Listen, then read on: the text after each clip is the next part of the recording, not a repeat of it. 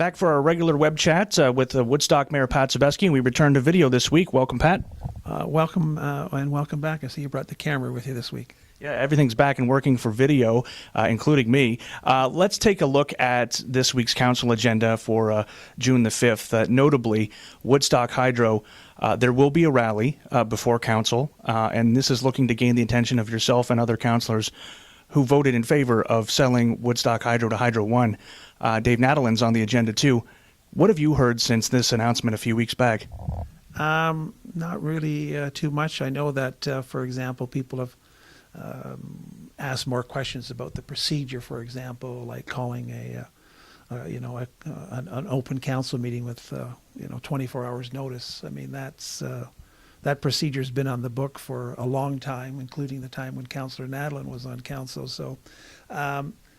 But I haven't heard any criticism of the deal. That's why we put the advertisements in the paper. So nobody's come up to me and said, "Oh, you didn't get enough money," or building the business operations center here to bring, eventually 90 people working here. No one's criticized us for that. So basically, you have people that are opposed to the deal, and rather than attack the deal because it's a pretty good package, they make noise on other issues. And they are attacking maybe the lack or the perceived lack of notice on this, just to explain this to the public, to give the public a chance to have their own feedback. This is much like what was done with Tillsonburg Council in getting the Tillsonburg Community Center opened up, and 350 people showed up that evening, along with representatives from the local utility and its board, to talk about a potential sale or what could happen, or an amalgamation down the road. Perhaps why didn't we have this forum here in Woodstock? Again, there's forums like that taking all over the province. But for example, in Tillsonburg, one of the questions that they were asking is, well, how much is it worth? So you have a lot of unanswered questions. And so when Hydro One approached us, you go through the initial talk about what you can do, but not until you say, okay, now you have to put down in words these promises that you're going to make on price and everything else. So we entered an exclusive agreement with confidentiality clauses. And so when you're into negotiations, it's confidential. And it's pretty difficult to have discussions with the public, because Hydro One not only are negotiating with the city of Woodstock, they're negotiating with others trying to buy their LDC. And the last thing Hydro One needs is their negotiating position with Woodstock to come out, because it impacts and everything else. So you're bound by a confidentiality agreement. And the other communities that have been making the sales, it's the nature of negotiations. We negotiate collective agreements behind closed doors. So there's lots of things that are done behind closed doors. And now, of course, this goes before the Ontario Energy Board, and they put what they call the no harm test, which makes sure there's no impact on consumers. So all the city of Woodstock, Hydro One, we're putting the application together. Hopefully that application will go to the Energy Board in about 6 to 8 weeks, at which time there'll be a public process through the Ontario Energy Board. And the Ontario Energy Board will then have to approve the deal. And if they say no, then there's no deal. So there'll be a lot of interveners involved in that process. Is there still meetings set for the middle of this month? I think it was June 16th, a chance to set aside some time for the public to talk about this. And I guess that being in hindsight of the actual deal itself, you wonder what ability does that give a citizen to complain about this deal if they want to? Again, what the public information is about is people have lots of questions. And so the city will be there, but more importantly, Hydro One will be there. And they'll be able to answer the questions, concerns that people have.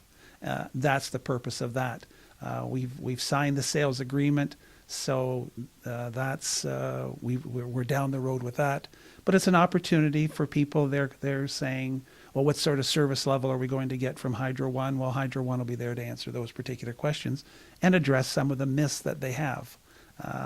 For example, everyone talks about the great reliability that we've had here, that we have very little downtime, but of course, part of the contributor to that is Hydro One getting the transmission here. And I think in 6 years of the downtime, there's only been, I think, less than 8 minutes where it's been a Hydro One issue of getting the power here.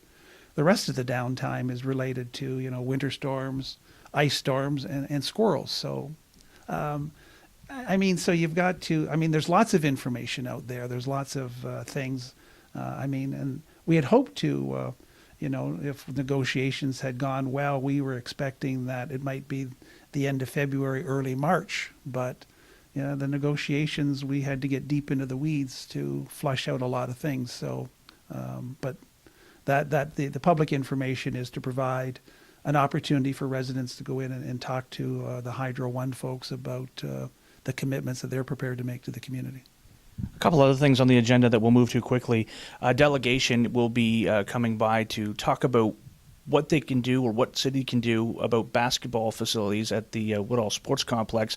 Basketball, and even in an outdoor facility sense, is somewhat underserved in Woodstock, you might think.